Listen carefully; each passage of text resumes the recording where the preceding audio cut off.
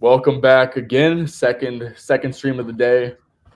Guys, I have something to admit. I legit have like the attention span of a goldfish. Dude, I can't do these big slates. So I found an additional play. I have 2 plays. I'm sorry. Like, this shit sucks. JJ, how we doing? We're doing pretty good.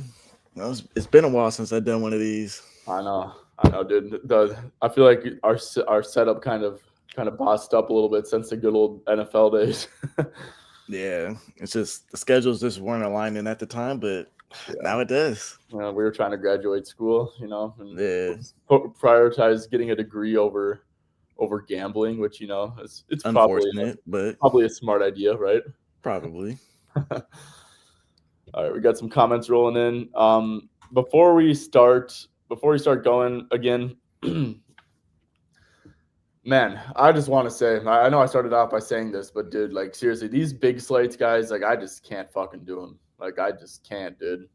Like I'd be looking at the plays and like second guessing everything. Like, oh, like there's probably a better bet out there though, because there's like this is exactly what happens. Yeah, it's like there's like 200 lines posted. It's like, I do like this, but like, and like I do, it's like a good hit rate, good matchup, like like good projected minutes. But it's difficult to like get like a deep dive for every single game. Yeah, seriously. There's only like a couple games.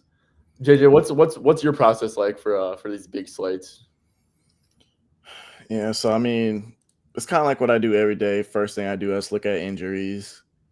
If I see key players that are like questionable, then I'll look at the next team. If it's just like we know they're not going to play type thing, then I'll start going through that matchup right there. But if not, then I'll just go to the next game. Then I'll usually circle back at the end to where those like key players are hurt, just because you just want to maximize like all the efficiency as possible to get everything in for those deep dives. Yeah, I'm kind of the same way. Except for if I see like, so for example, like Knicks Philadelphia, I just cross that shit off right away, dude. Exactly. I don't know if Joel's gonna play. I think Cat's questionable too. It's like bro, you can't honestly, dude. You can't like correctly handicap a Sixers game if you don't know if Embiid's gonna play, because it changes their offense so much, changes their defense so much, like their scheme and stuff. Mm-hmm. See who else? There's other games that I crossed off. Even like little shit, to be honest, like the Hawk stuff, like DeAndre Hunter was a late scratch last game. I don't know if he's gonna play or not, but I feel like even stuff like that, like I don't really want to bet on the Hawks game if I don't know if Hunter's gonna play. And then it's like a back-to-back for the Bulls. Like Kobe White, I know, has been dealing with an injury and missed a game recently. Mm-hmm. Is Zach LaVine gonna randomly rest a back-to-back? Like I don't know. You're trying to trade him, and he's been playing good, and like just weird. He's been playing out of his mind. Yeah. So outside of yesterday, which I kind of thought like, all right, this might be his time to like drop off a little bit. But I mean, he's eventually gonna like bounce back. He's been playing great. Yeah. I mean, look at this stuff. And even last game, JJ, like 4 for 6 for 3, 10 for 22, 25. That's a pretty damn good game. Yeah. Let's see what else. And then Dallas Pelicans, like, is Zion gonna play? Because he did only play, it's a back-to-back, so I would assume no, but he did play 24 minutes, and maybe that was by design to have him play here. Kyrie said he's playing, but like honestly, why the hell would Kyrie play? He missed like 2 weeks with the back injury. Now it's a back-to-back. Yeah. Like, what else? Like Utah doesn't even, like, I guess everyone's out, but Keontae George is questionable, which would be a big. Like Keontae George with Sexton, Laurie, like if he's in or out, like that's actually like a really big deal, because he might have one of the bigger usages in the NBA with all those guys missing. Mm-hmm. And Bam's questionable. He missed last game. That's massive more so for Lakers props, I'd say, because of defensively. Like they go from elite center defense, tough pick and roll ball handler defense to a terrible defense if he doesn't play. Yeah. Well, good thing it doesn't change the offense whether he plays or not. Yeah, no, He's been fucking ass. Probably makes the offense a little bit better because they're not getting a 40%, 6 for 15 on like pull up like twos performance from Bam. Yeah. But in all seriousness, it does change a little bit on offense, right? Like, I mean, they use him as a hub a lot. He obviously gets a fair bit of usage, so it does change a little bit. Oh yeah, definitely. And then like Nets and Clippers, like what are the Nets gonna do? Like, I mean, shit, we don't even know who's gonna play. And like, is D'Lo gonna play? I guess Simmons is for sure out. Is Cam Johnson gonna play? So the thing I love to do early in the morning, like when I look at injury report, like obviously I look at RotoWire, but I feel like the best thing to do is look at the NBA. So you just type up NBA injury report online, go to like the official one. So far, Hawks don't have injury report yet. They haven't submitted one. The Bulls, Mavericks, Pelicans, Bucks haven't submitted one. Denver hasn't submitted one. And then the Nets haven't submitted one. Yeah. There's like a lot of these teams, especially with the younger teams, the ones that are trying to tank. Those are the ones that you got to be like really like kind of waiting for. Mm-hmm. JJ, do you want to? Oh, sorry. Do you want a quick retweet on Twitter? This stream. Oh yeah. Okay, sweet.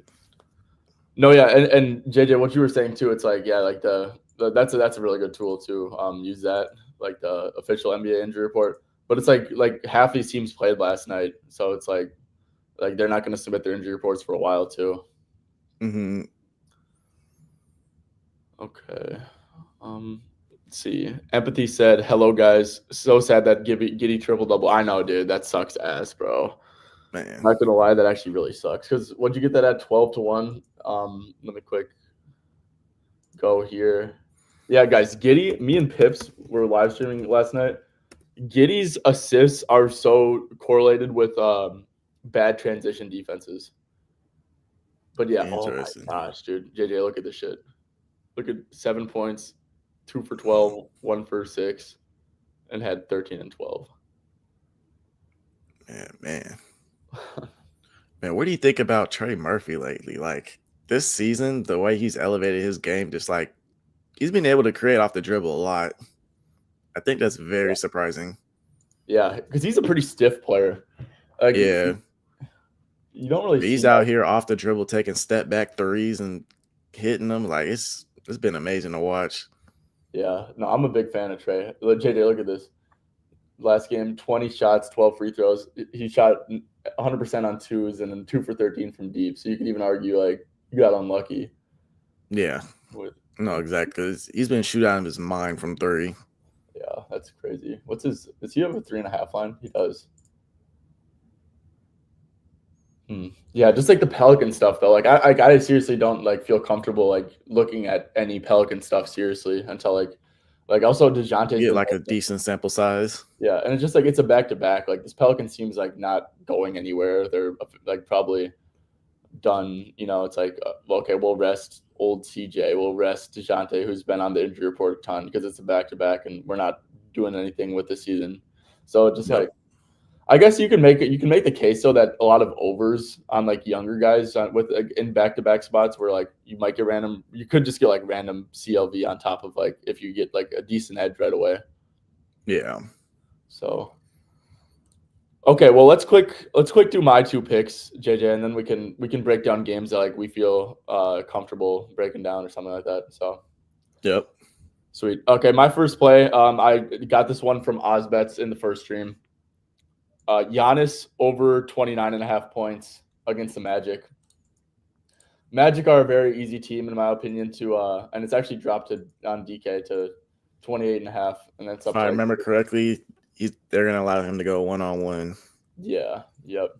So yeah, that's basically why. I mean, Magic are such an easy team to handicap. If you're a pure spot up guy, you're not going to touch the ball, especially if you're like a threat to shoot. Mm-hmm. And then they just want to limit the 3-point line. They're the best defense in the league because of it, and they'll be very. I mean, it's Giannis, so like you can't. I'm not going to say like they're never going to double him because it's Giannis, but like this is going to be like the softest coverage in terms of double teams that he'll probably see all year. And then head-to-heads this year, 37 points. 15 for 24, 12 free throws, 29 shots, 10 free throws, 37 and 41 points. Go to last year, Magic are running the same schemes. They have the same coach, 35 points, and 37 points. And he shot 11 for 25, and that won 19 free throws. So just ridiculous volume. Obviously, guys, like a 29.5 point line for Giannis in general is pretty low, right? Oh, that's last year. Let's go to this year. 21 out of 33 overall, 31.3 points per game. And then with Dame, even better hit rate percentage-wise, 19 out of 29, 30.9 points. And I mean, shit, I don't really have much else to say. Is there anything else you want to add to that, JJ? I mean, not really. I feel like you covered all the main points that need to be covered. I was definitely like looking at Giannis when I was going over like looking through the slate last night, and I remember was it you that you took it last time, or was it somebody else? I remember you. I feel like you did talk about it on your stream. Yeah, I might have. I don't know. I talk about the Magic every time on the stream about like how they defend and just how it's predictable. So someone might have like recommended it, and I probably commented on it, but yeah. And I think on the other side of that, Cole Anthony can still be good for going over points. I think he had 18 last time, but he's been playing like 35 plus minutes because there's no Suggs. So, and then pull up shooters, still being good. So he's going to be able to shot create because they need a second shot creator. There's no Franz or nothing. Let me see, because the 2 games are with Paolo. He has 35 minutes, 5 of 15 shooting, which was that Bucks game. And then 76ers game, 38 minutes, 11 to 17 shooting. I mean, he started off hot, but I think like second half, he didn't get too many shots. I'm trying to see who took over in the second half real quick. I mean, pull-up shooting guards in general against the Bucks have still been doing solid all season. And the fact that he's just getting such heavy minutes is kind of nice. Yeah. One thing I do want to add on that, one thing that I've been trying to do in my process, it's like, okay, like, yeah, this is a team that wants to play drop, but doesn't make sense to play drop against them. And Cole Anthony is like super inefficient. So like he's like the perfect guy to play drop against, to be honest, because like you almost want to like bait him into pull-ups.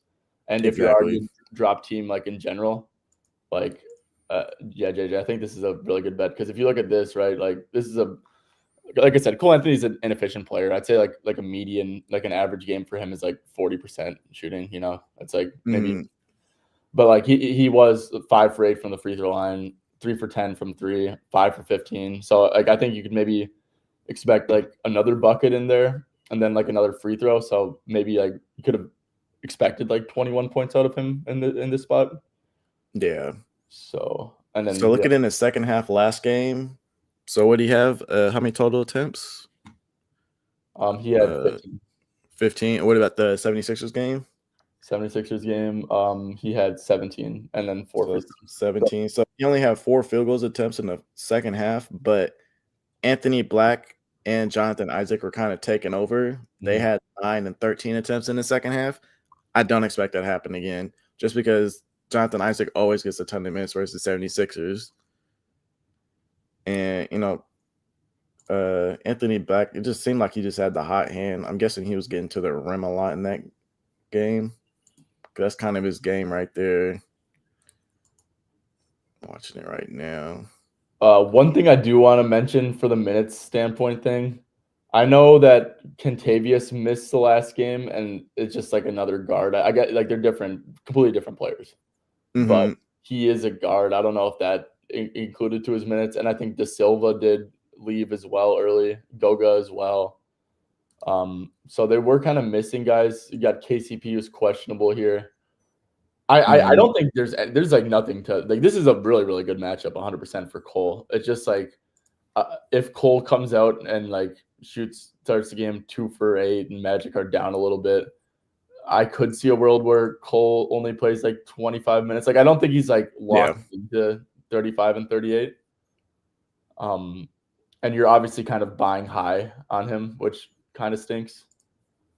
But Yeah, from a matchup standpoint, dude, like he really should be getting pull-ups all day, definitely. like against the drop coverage. And so I think if he, I think, yeah, I think there's I a agree. solid chance he just starts off decent at least. And I think that will, if he starts off decent, he should get 30 minutes at least. And I think with 30 plus minutes, he's over in 3 or 4. Yep. Yeah. And Toronto's actually been allowing, like, Toronto recently has been not allowing like shit for pull-ups. Like if you go to Yeah. like last 15 games, I mean, like literally up there with Utah. So really been Mm-hmm. aggressive against pick and roll stuff. Yeah, they've been Raptors. You want to target catch and shoot right now. Yeah, for sure. Yeah. So Cole, I mean, we can circle back to this one if we want to end up playing this. But like I said, Yeah. I think it's a pretty good look. But okay, next play. This has been this is another team that I bet against every single game, whether it's an assist or a points over. I'm going Miles Bridges over 17.5 points against the Jazz. Basically, guys, I mean, if we go here, this has been an all year thing. Obviously, I'm on last 15 games, but this has just been an all year thing. Jazz are always going to be one of the highest catch and shoot frequencies, most field goal attempts, stuff like that. I mean, they play a ton of zone. They allow a ton of catch and shoot stuff. They allow, let's say if we go to like LaMelo's points. I know we're betting on Miles Bridges, but if we go to like LaMelo's points, I mean, they're fourth against a pick and roll ball handler, dead last against transition. So look up if people catch and shoot guys and transition guys like and Jazz are just on the year. They're like second worst in defensive rating. So I mean, they're a terrible defense. They allow a ton of stuff in transition. If we go to Charlotte, Miles Bridges, obviously like Josh Green, Cody Martins, those guys who they don't really do shit. But out of like LaMelo, Brandon Miller, like he's the highest. So out of like the three main guys who are going to get usage, he's the highest transition frequency. Then also if we go to Miles, because I was a little bit skeptical about the line if it was like a little bit high to begin with, but if we go to Miles Bridges with LaMelo, with Brandon Miller, and then without Trey Mann, because there was some early games where Trey Mann was just kind of chucking shit. Pretty good stuff here. You know, the one game he went under, shot like shit against a Cavs team that's just overall a really good defense and only played 26 minutes. But yeah, win over here. You know, shot pretty well.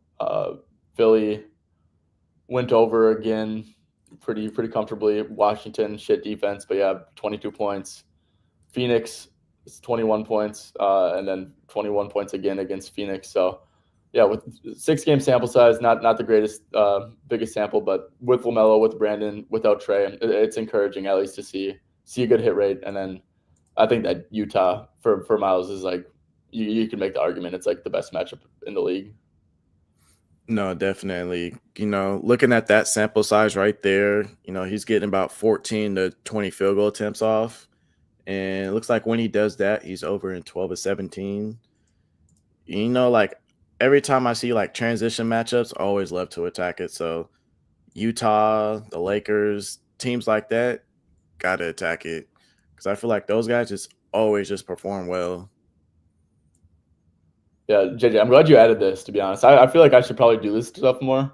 Like when there's like like obviously I didn't have a big sample, but like every single game was between this field goal attempt range.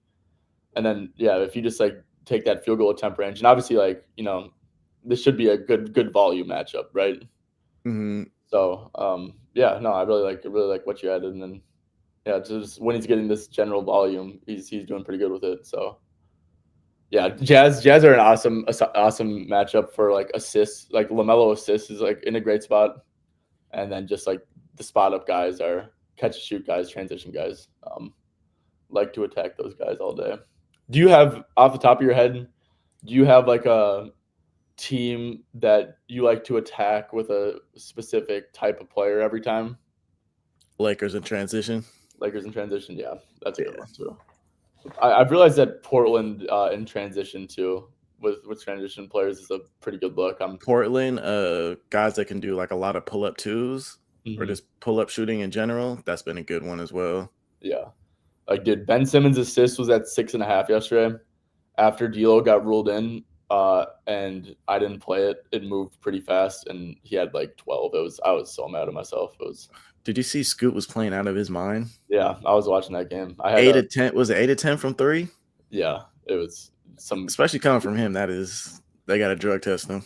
Yeah, Scoot. I'm happy for Scoot though. It's like Scoot. Yeah, Scoot's had it rough to start his career, so he really just has to work on those turnovers. Yeah, people were unfairly putting him in those Wemby conversations. That's like, yeah. Okay. So what's a good what do you have a game that you want to go over? Maybe preferably one that we haven't had. I haven't had a play in that doesn't let me have see real quick.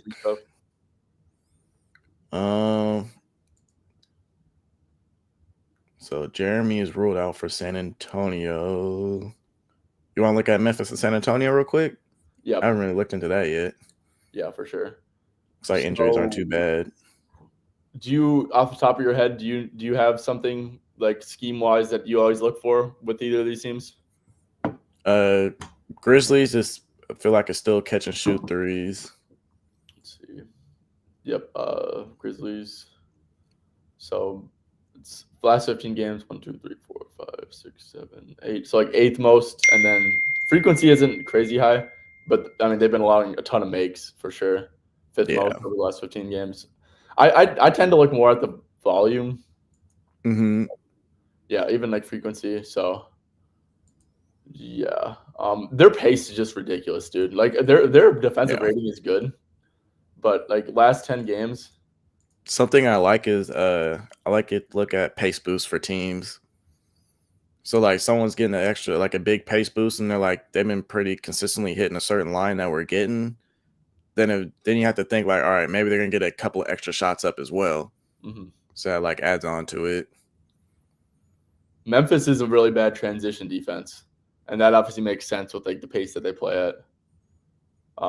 So I guess we could look at players' transition. Transition's actually like a massive edge, dude.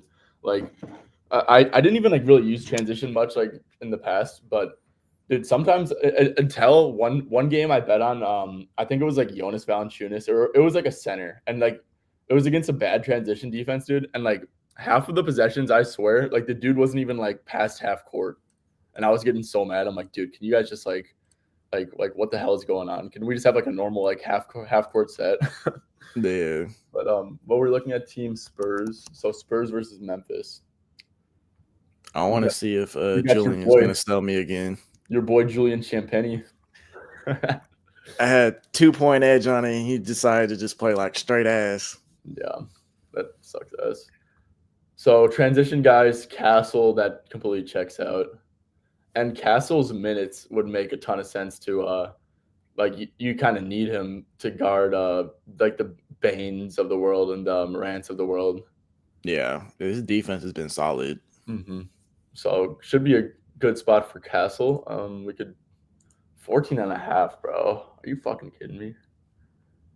For a guy that's not a good 3-point shooter, that's tough. Yeah. I guess there's a 13.5 at FanDuel.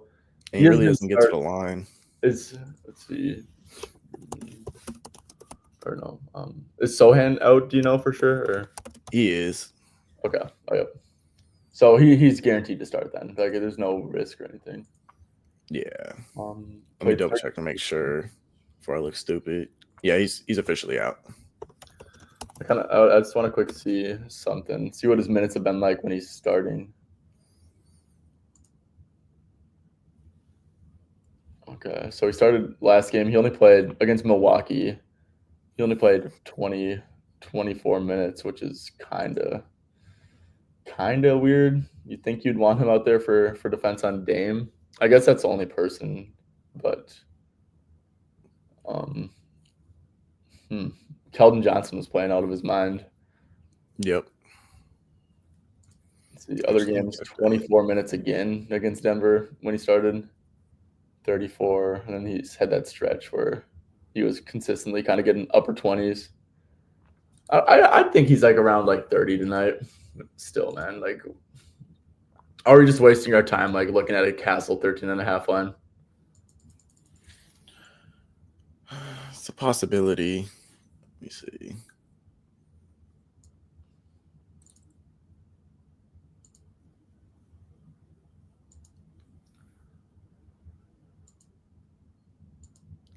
I guess it really just depends. Does he get volume? We could. So I guess we could I know filter. it's the 3 teams. I guess 2 teams, and you could say Lakers twice, and then Utah. So transition scoring. All these teams are really bad in transition, and he's kind of 8 against all of them. Yeah, and it looks like the Grizzlies are bad in transition as well. Yep. So this actually might not be a terrible bet, to be honest with you. Yeah. Let's see, what's just like points? Oh wow, yeah, JJ, look at this. So this is 28 minutes and excluding, but to be fair, these are all these are transition defense. Is this by play type? Yeah. These are all pretty bad transition. So like Lakers 23rd, but Memphis is what 25th, so 27th against Mm-hmm. New Orleans, 15th against Phoenix, and 30th against Utah, like times 2, and then Lakers again 23rd. I mean, these are all pretty similar teams, right? All bad transition. Memphis has just been super fast paced. Yeah. This might be a great spot to attack. I'd say like my favorite 2 spots would be Castle and then a Julian bounce back here. Yeah, I kind of like the threes more. I guess like points to paint is 20th, and then 3-pointers attempted is 26. So I'd probably agree with you on like look for like the more so the shooter. Mm-hmm. But man, I mean this kind of makes sense. Yeah.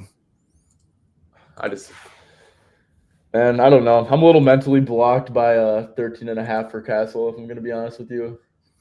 But I don't blame you. I usually like it when it was at 12.5. Like that was like, I'll take it every time when he gets a good matchup in minutes. Yeah, let's see. They are playing. So let's go to pull up stuff. If they're not good against pull ups, then it's not a good Chris Paul spot. Or Memphis, okay, really low pull up frequency for Memphis. So if you're reliant on like pick and roll stuff, probably not the best matchup for you. Also, it's too fast paced for Chris Paul. Chris Paul doesn't score in transition at all. Yeah, he's a solid half court type of player. Vassell stuff. He was shooting like shit for a while. Yeah, kind of got off it against the Lakers. But he's also a transition guy. Mm-hmm. Yeah, transition guy. We can look at Champagny makes a ton of sense, dude. It's just they have like a log jam of like wing minutes right now, it seems like. Mm-hmm. What did Julian get last game against the Lakers? Let me see. Where's he at? 17 minutes. 1-7 and 0-6 from 3, 17 minutes. So I predicted like maybe like 16 to think like 30 just in case he gets rolled out, but more so maybe like 25 minutes. Because that's typically what he was doing. I think like, yeah, this is the only game where he didn't get 25 minutes without Jeremy. Yeah. And then with everybody else playing. And like literally just this happened like what, January 8th, Jeremy was out as well. I want to make sure he wasn't starting though. That's the one thing. Just like him off the bench was so. He hasn't started in a while. Yeah, let's see. It was December 15th was his last game starting. So if we probably should just rule out those games. Yeah, so even just looking at January 3rd and January 8th, he was still getting solid minutes, double-digit field goal attempts, 25, 27 minutes. And then you get that trash-ass Lakers game that he started off horrible. Yep, 25, 27, yep. And then just stunk the bed up. Yeah, and I took this line at 7.5 last game too. So what should we put his minute range for? 17 to 27, maybe? I feel like that's fair. Okay, because like yeah, I mean him stinking it up obviously JJ, you have firsthand experience with that. All season. So let's just do with everyone. Or did I do that with him? 17. Oh, he's got to increase the games. Oh yeah, shit. What am I gonna say? Like, where the hell is this filter gone? Okay, so yeah, really good stuff here.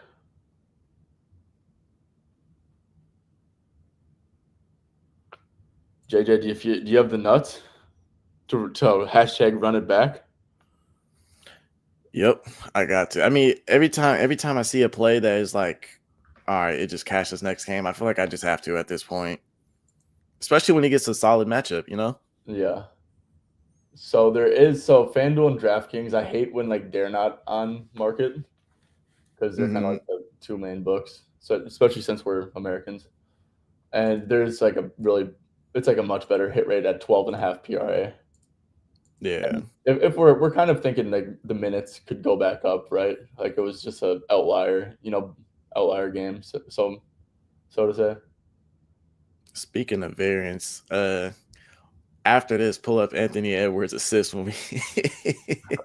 We can go to that game after, but okay. So I'd say let's sit on this for a little bit. Yeah. But I think that this does make sense, right? Because the transition is checked, the catch and shoot is pretty good, and yeah, so it's like it's kind of got three boxes checked, like the hit rate, the play type, catch and shoot stuff, and yeah, it's like he could shoot like shit, and if he plays worse than Keldon and all them, He's whatever. probably gonna lose some minutes, but yeah. That's just what happens, right? Okay, cool. So that's definitely a strong lean of ours. Okay. Now you want to go over to Golden State, Minnesota? That's like a game that's with pretty normal injuries. I guess we can quick check the board.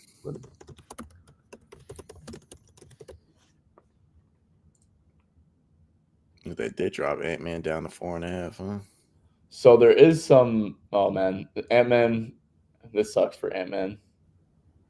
Gary Payton upgraded. Mm. That's actually he will play. He will play a fair bit of minutes too. I watch every Wolves game, dude. And Gary Payton's out there. It seems like for most of the minutes. Slow Yeah. mo's questionable. Draymond got missed last game and is sick, so that kind of sucks. He kind of changes a fair bit about how they play on offense. Like Steph's gonna run a ton more pick and roll stuff. Same with Schroeder, and like even like Schroeder could actually probably have a pretty good matchup against the Gobert drop if Draymond didn't play. They've been using Schroeder as like such a catch and shoot guy. It's kind of weird. I feel like he's a lot more comfortable being like the pull up guy. Like, I mean, when he was with Brooklyn, like he was doing all right with his catch and shoot threes, but that's just like the only thing he's been doing lately. It's kind of interesting. Yeah, I mean it kind of makes sense though. Like if you're not gonna take the ball out of Steph's hands and put it in Schroeder's. Yeah. But then again, it's like Steph is always great at being off ball well. So it's like, man. All right, JJ. So what you want to complain about real quick? Oh yeah. So January 6th was when they made the lineup change, right? Mm-hmm. Yeah. Guess which one I took the over 4.5 on. I'm guessing it was against the Magic. And the Falcons is like the best matchup by far for like assists in this with how they are against pick and roll and stuff. Yeah, look at the potential assists. Yeah, 11, 13, didn't register, then 9. Like that's all solid to go over 4.5. It's just, man, variance is crazy. Ant assists makes sense because obviously they've been trending up since the lineup change, and also if we go to some head-to-head stuff, I mean, went over all three, albeit almost had potentials in this one. Ant assist makes sense. Honestly, as a Wolves fan, dude, like I don't like betting on Ant assist because I feel like he's not a good passer at all, and like the only pass he's not. But it's just his usage has been crazy for it. Yeah, I feel like the only pass he makes is like the Jaden McDaniels corner threes, which never go in. Yeah, that shit pissing me off because I was watching that the entire game. Yeah, was it Jaden just breaking threes like wide open? Yeah, let me see his stats real quick. 1-6 from 3 and 2-9 overall. Yeah, that and then checks out. All right, so Warriors though, very aggressive against the pick and roll. Will switch a fair bit. If it's like if Draymond's involved in it, it's a switch. But if it's the bigs involved, it's a blitz. So that's not good for Ant. And obviously Gary Payton being upgraded isn't great for Ant either. Obviously, as a result of blitzing, you're going to get a ton of spot up stuff. Dante, look, man, Dante, he shot like shit. He's just been shooting with like a ton of confidence recently. You would like to see him go over against the Pelicans. He probably should have, right? Like 3 for 8 for three. You expect that out of Dante. Yeah. So probably should have went over, and then obviously against the Clippers he went over. Magic, brutal matchup for Dante. He only played 24 minutes. Sometimes I guess Dante not playing massive minutes is in the cards if it's a good Conley game. Memphis, good catch and shoot matchup, absolutely smashed. And then Wizards shot like shit, right? I think Dante stuff is a little bit interesting. 21.5 PRA is interesting to me, in my opinion. Just he's just had a bad year, man. Like a lot of his games are. I mean, okay, I'm not helping myself with like these hit rates and stuff, but it really is a good matchup. He's as a Wolves fan, like yeah, he hasn't went over in some of these games, but like he really is like just a completely different player from like December and on. Like if he wasn't even playing with confidence at all, like until like that Knicks game where he got garbage time. Ever since then, he's been like a different player, I could say, and like he's still like under in half a game. So I mean, I don't really know what I'm trying to get at here, but Jaden, pure spot up guy. It's just a 10.5 line is not a good line for him. Yeah. Nas, we could do Nas stuff. Feels like Nas plays a little bit better at home, I guess. Let's see. We could do against like excluding spot up. Yeah. Yeah, I don't know, man. I guess Nikhil, but I don't know. The spot up stuff is like you want the spot up stuff when you're on the if you're sharing the court with Ant. Mm-hmm. Because I need that floor spacing. He's going to be the one who's going to be like generating attention. Yeah. So, like I said, leaves us with Dante. I don't know. What are your thoughts on Dante? Do you think it's like it's like a fair line or? I think it's a fair line at the moment. Yeah, me too. But I do like his matchup. So I mean, if someone wanted to put like half a unit just based off the matchup, like I feel like I'd be fine with that. Or Dante Alts. I think Dante Alts makes sense because either like he's kind of been like he's had some spike game. We all know he's like capable of these like spike games. Like a Dante 4+ or 5+ threes. I think that makes sense. He's had a couple of those spike games recently. Yeah. It's like the volume is there. It's just a matter of is he going to be a little bit more efficient? Mm-hmm. And for the most part, he hasn't been efficient, right? Most of the year. Yeah.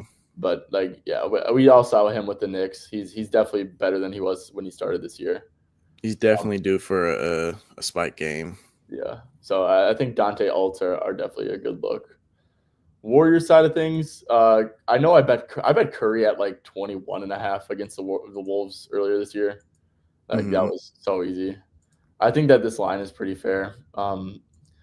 People like Rudy doesn't play drop against Curry. Like he's up, he's trying to defend. That's not what he's good at. Like Curry can go around him and create stuff and all that.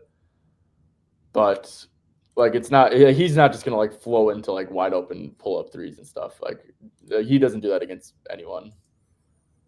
His assists, obviously, I'd like that more if Draymond didn't play. But Wolves are it sounds like he may not play. Yeah, where are you seeing that? I don't know. Just looking at like what his injuries are right now. Let's see. Well, against the Wolves, against the Wolves without Draymond, he had 10 assists, 12 potentials. And like I said, this is a 5.5 line, guys, with plus money. This one was with Draymond. He had 14 potentials, 8 assists. Then they got blown out, 4 assists, 5 potentials. So I think especially if we get no Draymond, which his assists will probably go up, but it'll probably still be like low juice 5.5. I think that could make sense. Yeah. But Okay, let's get to some questions real quick because I know we've had a few. Tyler, what's going on? Pritchard time, JJ against the Raptors. Celtics at full strength. I think I support that just off of game. Yeah, catch and shoot three. So Yep. yeah. Yep. Catch and shoot threes and game theory too, because like Mm-hmm. I like to fade Pritchard in big games because it's just like he's gonna play like 16 minutes and then against these like shit teams he's gonna be around like 24 most of the Yeah, time. they love playing Al Horford in those big games. Yeah. See Shoto, what's going on? Yeah, we talked about this Giddy brutal shit. Like honestly, that sucks ass. Tyler said we were talking about this earlier. If KCP gets ruled in, Cole could be limited. Yeah, we mentioned that. Porzingis 1.5 assists is a gem. So maybe if Kristaps is just probably a guy I really wouldn't see myself betting assists on. But if they are going to be aggressive with Tatum when he gets a pick and roll, force them to pass, and then if they're allowing a ton of, I would assume most of Kristaps' assists are like when someone creates an advantage and then he gets the ball and it's a quick closeout. You know, JJ, what I'm talking about? Yeah. Yeah, so I think that would be how he gets his assists, and that's like a good matchup for it. Let's see. And good hit rates and stuff. Yeah, I mean, this is just a prop I would never play, to be honest with you. But I think that makes a fair bit of sense. JJ, how do you feel about this comment from Khan? Josh Hart double. I mean, is Embiid gonna play? Yeah. Because I thought he was gonna come back last game and didn't come back the game before. I don't know what's going on. What was it? Sprained foot right now? Yep. It's always something with Embiid, man. It's always something. Yeah. So yeah, like I said, I don't think you can bet on this. In my opinion, you just can't place any bets on this Knicks 76ers game until if we know if Embiid's going to play or not. There's so many that are listed like questionable right now. Mm-hmm. I mean, everybody in the starting lineup is questionable, but Kelly Oubre. It's kind of crazy. I think yesterday was just like a throw it game. So like Maxey and PG, like they weren't questionable until midway through the day. If one of them plays, they're probably both going to play. Yeah, that's how I would see it. Because they're not playing for nothing right now with Embiid just sitting out every game. Yeah, for sure. Paul said, "Yo, what's up? First time here, Paul. Welcome. Appreciate it. Yeah, salute. Appreciate you being here, Paul. If you do want to subscribe, we would appreciate that. And yeah, we're gonna be live every day. 2 segments, 2 hours. One is at 7:30 Eastern AM, and then 9:45 Eastern AM. So, welcome, and hopefully you can find some value here. Okay, and also, guys, we're going to be live for about 17 more minutes. So if you guys do have any more questions, make sure to drop them here down below. JJ, we still need to find a collab. I guess we don't have to like force it, but let's see. Why did they keep giving us Jason Tatum at 8.5 rebounds? You like that? I mean, with KP playing and like the starters playing, like it's just been a wagon. I took 10.5 last time. Or no, not 10.5, 9.5. Game before that, 8.5. Holy shit, JJ. Yeah. And they said 8.5. I'm not opposed. Let's see. Last time it was 8.5. I was like, fuck it. Let me just take the 9.5 because it's like it wasn't that much of a difference as far as hit rate. Yeah. And I got like plus 120 on that and cashed out. Let's see. One thing. So Tatum, obviously, he's not crashing the offensive glass. I'd like to, for a matchup, this might be like square. I think just looking at defensive rebounds is a good way for that. Mm-hmm. So Raptors defensive rebounds a little bit below average last 10. Let's see, like last 15.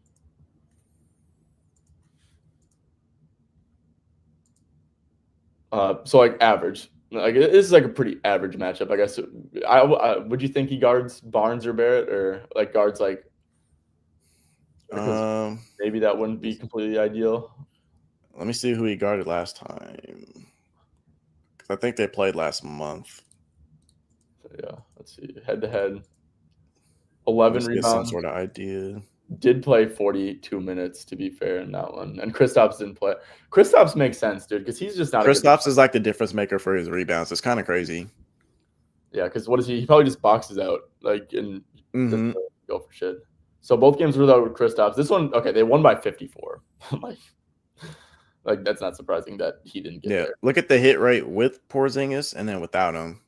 Let's see, with Porzingis, 10 out of 13, and then 10.7 rebounds per game, and then without Kristaps, 12 out of 23, 8.6. Yeah, massive swing. Yeah, it's like so. Obviously, so let's do like with like Drew, Kristaps, and D White. So I get the point of attack guys in. So he's like doing less point of attack stuff. And then only game he missed was against Houston. And then 9 out of 10, 11.2 rebounds per game. And then even if you look at 9.5, if you want to take the plus money, I think it just takes that Clippers game out. Yeah, it would make it 8 out of 10. So I mean, for plus money, I feel like that'd be great. Yeah, but even like these like minus 125s at FanDuel and DraftKings. Oh, it's not bad at all. Like I'm gonna take the 8.5 this time because like minus 125 ain't bad at all. Yeah, that's some nice stuff. I guess the only there's blowout risk for sure. Just Raptors. Yeah, but it's always like I just stopped predicting blowouts for NBA. It's just so weird. Yeah, and also it's like people are expecting blowout with the Pelicans game with them last time, and it's like it went down to the wire.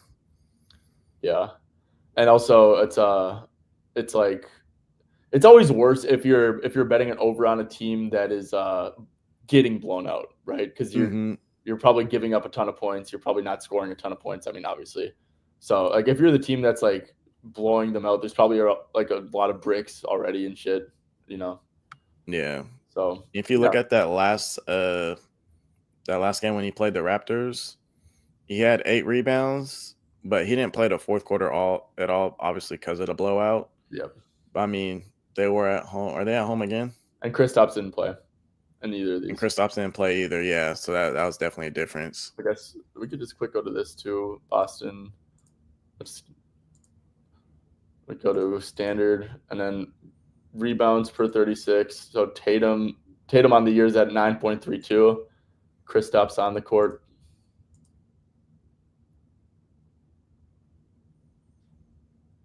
And Tatum is at 11.34. So massive spike. So that's probably going to be it is going to be an official play for me.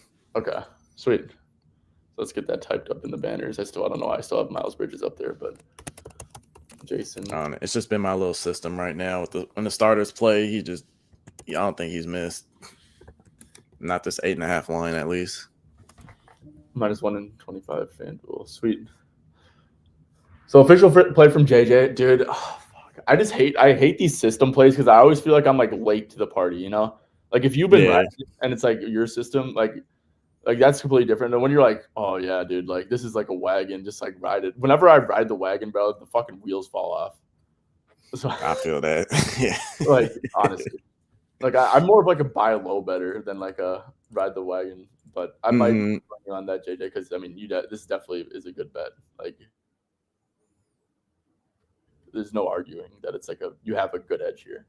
It's like I like that. And then let's see what you got. Anytime I see Beasley around 15.5, 16.5, I'm just taking it. Yeah, especially in a good matchup. Yeah. Okay, we do got a couple comments coming in. Paul, appreciate it, man. You're the man. Mark the Bear said Mark Williams PRA. I actually think this is a pretty bad matchup for Mark because Walker Kessler is playing. He's really good at protecting the rim, and Mark's just like a center. Like if they're he's a trade target out there as well, so he's really going to try and lock in and get his value up. You think Mark is or Nick? No, I'm talking about Kessler. As far as like playing defense, like his defense is his specialty, so he needs to like showcase that type of thing. Yeah. So pick and roll man isn't great. Cut that they do. Their best zone really is kind of like defending the restricted area, and that's like a Kessler thing. So yeah, man, I just think that like I'm on Bridges over. I just think that like, and sometimes when it's like too good of a matchup for other people, that can actually be bad for your guys. So I do think that Mark's stuff overall is low. Like he's playing 29 minutes. I was on it this game, bro. This is such bullshit. Like all his games are like 28 minutes and stuff. And his like PRA per minute stuff on the season is like really good. Like if you're gonna project him for 28, like he's averaging like a PRA a minute, damn near. So I mean, I probably wouldn't play it, but I think that Mark in general, like this is a pretty good value line, but the matchup I'm just not the biggest fan of personally. I mean, you Uh, said everything I was gonna say. yeah. JJ, what do you feel about Norman Powell today? That's what I'm looking into right now. I'm looking at his like underlying numbers with what's his face back, Kawhi Leonard. Mm-hmm. Is he Kawhi playing did, today? yeah. Kawhi, I don't think Uh, Kawhi's affecting anything, dude. If I'm gonna be honest. the main thing that he is affecting is this Zubac rebounds from what I've seen. At least I've seen the correlation Mm-hmm. when he plays. And the one time I take it, that's when he decides to sit out, but for good reasons because his house was getting ready to almost get burned down and stuff like that. So Yeah. let me see what he did yesterday with rebounds. Oh, he decided to get 20. That's cool. So every game with Kawhi, let's see, 18, 16, and 20, 25, 30, 24 rebound chances. Because I'm pretty sure what happens, if I remember correctly, James Harden is not sitting in the dunker spot just waiting for rebounds all the time. Like with Kawhi back, it kind of forces him to defend the perimeter more. And he's not really like, you know how you just kind of like creep into the paint once the shot goes up. He hasn't been doing that nearly as much. That But would I'm make getting sense. off track. Let me look at Powell. Uh, But yeah, that's probably going to be another play from me as well. it's a great matchup. Transition, spot up. I mean, Norman's elite at both of those. They're gonna blitz Harden in the pick and roll. And his Uh, volume has been great. there's obviously 16, 17 shots going up, there's being obviously aggressive, getting massive blowout. downhill. Yeah, there's obviously massive blowout concern. Um, and dude, Norman Powell is also like a player that I'm personally like mentally blocked by too, because I just like I think he's a good player, but I think he's like playing so out of his mind. Like I don't think that this is like sustainable. But JG, this is a definitely an A+ matchup, I'd say. JJ, you said this might be an official for you, Uh, Zubac rebounds. Might or be. I have to look into a tad more. No, I do like this Norman Powell play though. It yeah, might be as well. I agree. No, this is a good bet. Like I said, I just have specific like players that I'm like pretty mentally blocked at with. I don't know if that's like a problem of mine, but I like I said, Norman Powell 22 and a half, like Harden and Zubac are playing in a game with high blowout potential. Like that, I'm completely mentally blocked there. But like 100%, dude, this is like a perfect matchup for him. Even Kawhi, dude. Do you think this could finally be the Kawhi game? What has he been doing? Let's Or, see. he's 19 obviously minutes, been pretty 21, low 21. usage. Yeah, I But mean, it just seems like they're easing him in right now. yeah, he's gonna go over eventually, bro. He's not gonna just go under. Yeah, And I think that Kawhi, I think that like for how Kawhi's being used, it's like more so a spot up and transition guy. yeah. So 88% transition right now. yeah, which is definitely not accurate because there's just not enough sample in there. But Yeah. I think that's yeah. I mean, I don't know, man. Kawhi's eventually gonna have himself a game, but yeah. Giannis putting up. Yep, this is official. This is an official play from me, Mark the Bear. Giannis putting up 30 points.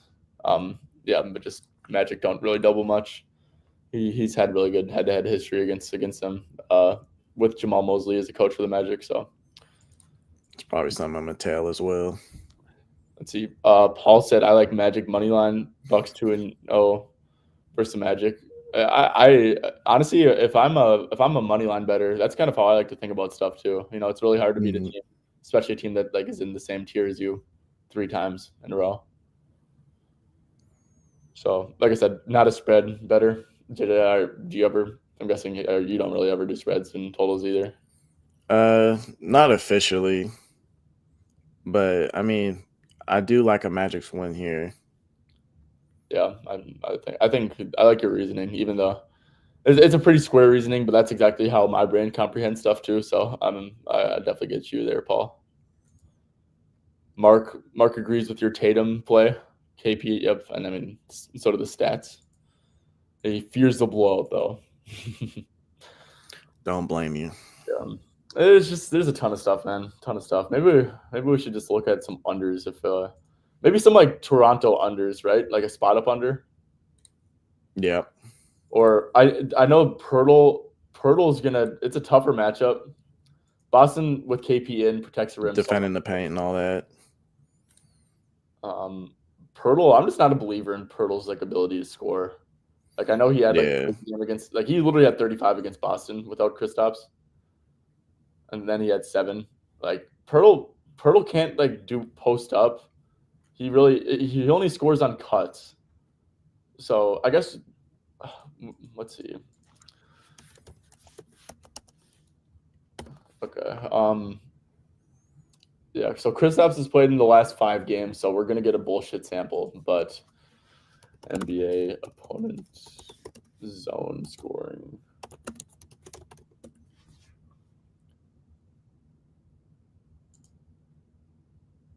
Okay, restricted area.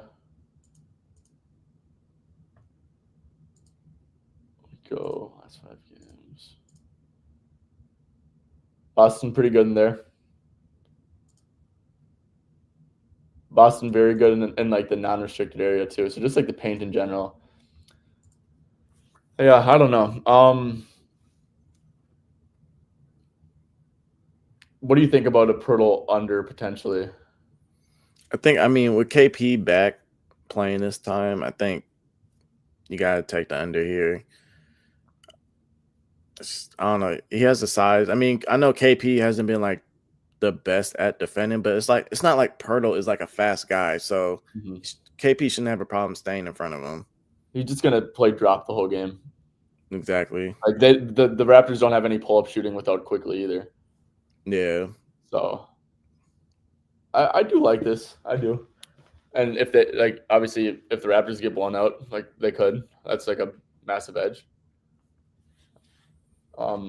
Yeah, man. So on the year, Celtics 15th in points in the paint, but Kristaps just missed so much time. I don't think that's sticky.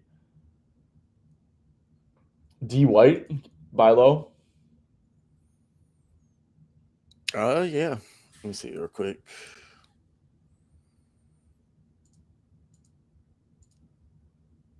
What are his points at? 13.5. Some 12.5s out there. His volume has been real low lately. Interesting. Yeah, you would like to see it against the Pelicans. That's a good catch and shoot matchup. Same with the Kings. Yeah. Minutes, I mean, that's odd. OKC too. He just has really struggled shooting the ball, I guess. See, usage has gone down a lot the last couple games. Or at least this month. Okay, we got a quick one. Thoughts on Kyrie? Like I said, I don't know if he's gonna play. He said he's gonna play. It's a back-to-back. He was hurt pretty badly with a back issue for like 2 weeks. You don't want to play around with those back injuries. Yeah, dude. And matchup standpoint too, tough in isolation, tough in pick and roll handler. It's not a great matchup for Kai, in my opinion. I'd probably lean under, but it's like also, man, like this is so low without Luka. Like, see, Kyrie without Luka. I guess he really has not been all that great without Luka this year. There's probably gonna be a lot of Jose Alvarado, huh? Yeah, Jose Alvarado. He has the quickness to stay with Kyrie. Yep. This is also probably not gonna. It's gonna regress eventually, positively. This stuff without Luka. But maybe it's because they put more attention on him. Like, if I remember some of the games, like that's exactly what happened. They'll try and put 2 on the ball when Luka was out. Yeah. Shit. Okay, Kyrie. Because his assists were doing good in those games. Well, at least most of them without Luka. He was getting 6+ with ease. Yeah. Like I said, I just don't want to bet over on Kyrie in the spot, though. That's something I avoid right now. DeJounte hooked me last night. Need to bounce back. I like Giannis and Jalen Green points, hero points, PRA, Jaren Smash versus Wemby. Sender's been banking. Jaren versus Wemby. I don't know if I like that just because they'll probably put someone else on Jaren and have Wemby roam. which is going to be tough. He's probably going to be an anchor. Yeah. Yeah, Jaren stuff. I'm iffy on Jaren. See, Giannis, like I said, I'm on that. Jalen Green, he's been on fire. And Denver, Jokic has been playing a ton of drop. I don't think it makes sense to play drop on Jalen Green the way he's playing. So, and like on the year, it's like they're fifth against pick and roll handlers on the year. So they're definitely shown that they won't play drop all the time. I think pull-up shooting has been like a nice little spot to target, if I remember correctly. Let me see. Yeah, it is. I can pull it up right here. This is catch and shoot, but pull-ups. I mean, Denver's been. I think Van Vliet might make a little bit of sense. I feel like he's someone who will get the drop from Jokic. Mm-hmm. He just hasn't been a great shooter. But yeah, Denver's been leaking pull-ups like a ton. But Jalen Green, like I said, he's just been really good, man. I think that when Jalen Green gets hot, the scouting reports change. It's like teams watch film. So yeah, Jalen Green though, it's like on paper it seems pretty good. Okay, well we're at the hour mark, JJ. Shit, I might join you on Tatum. I'm not sure. I think that's a good bet though.